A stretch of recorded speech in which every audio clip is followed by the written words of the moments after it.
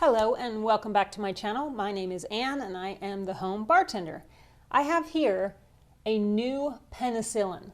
I had this cocktail at the Still Whiskey Bar in Bend, Oregon. If you're ever in Bend, be sure to go visit. Before I had this cocktail, I had never had a Penicillin cocktail before. I know that's crazy for a tiki person, but I had never even tried peaty Scotch before. Today's cocktail is a riff on the Penicillin cocktail, subbing out the ginger honey for ginger beer and agave. I'll talk with you about the profile and my tasting notes right after I give you the ingredients, coming up next. You will need 2 ounces of blended Scotch, 3/4 of an ounce of fresh squeezed lemon juice, a 1/2 ounce of agave, 2 ounces of ginger beer, and we're going to top today with a 1/4 ounce of Islay Single-Malt Scotch. We're going to garnish with some candied ginger. Okay, let's get started. We need a 1/2 ounce of agave. I'm subbing the agave for the ginger syrup. 3/4 of an ounce of fresh squeezed lemon juice.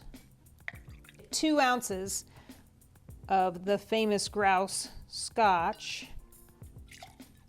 This Scotch that I'm using has a sweeter profile up front. It's great for mixing cocktails. It's not super peaty.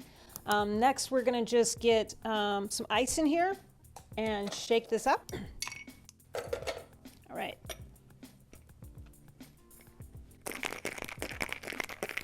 Let's get some ice in our glass. Maybe one more piece. Pour this over the top. Then we'll top with a little bit of this ginger beer. Next, we're going to get a 1/4 ounce of the Laforge. Just float that over the top. Now we'll get our garnish on there, ginger, and a little straw. This is the new Penicillin.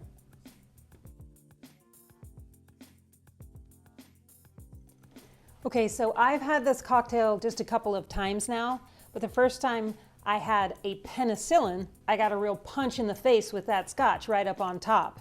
Word of advice, when trying a Penicillin for the first time, stir it a bit. If you want to try it without stirring it, that's totally fine. But if you don't stir it, it will get you in the face with the Islay right away, right out of the gate. So let me try this for you really quick.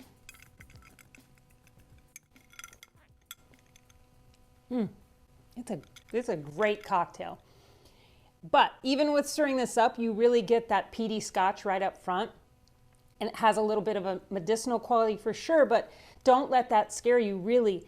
It's smoky, but just lightly.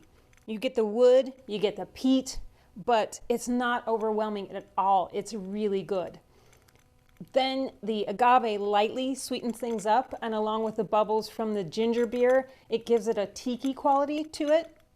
And you know that lemon always goes really great with ginger and agave. It's a super exciting cocktail, I think.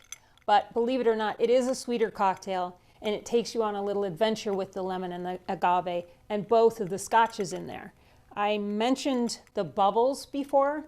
For me, I like that quality in this drink because I'm new to Scotch, and it cuts the harshness of the whiskey without dumbing down its flavors. It just softens it all a bit and makes it come together really nicely. Plus, that famous grouse is a great starter Scotch I've found. It's got a slight hint of peat, and that's it. So it makes it really great for mixing cocktails or trying Scotch for the first time. That's it for me today.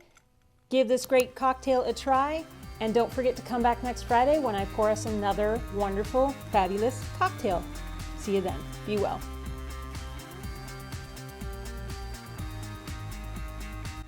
Which I have here some handy dandy